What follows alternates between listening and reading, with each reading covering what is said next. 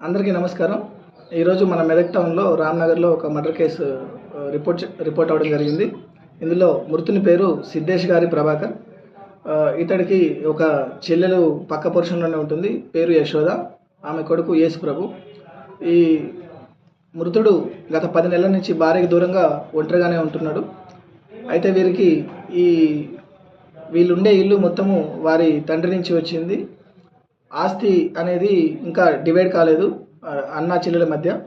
చెల్లెలు పెళ్ళైనప్పటి నుంచి తన తల్లిగారింట్లోనే ఇల్లరికం వచ్చి ఉంటుంది. ఈ విషయంలో వాళ్ళ మధ్య ఇంటి విషయంలో తరచుగా గొడవలు జరుగుతూ ఉండేవి. ఆస్తి పంపకాల విషయం, ఇంటి పంపకం విషయంలో. నిన్న రాత్రి అందాజా 7-8 మధ్య ఆ టైంలో మృతుడు తాగి వచ్చి మృతుని చెల్లెల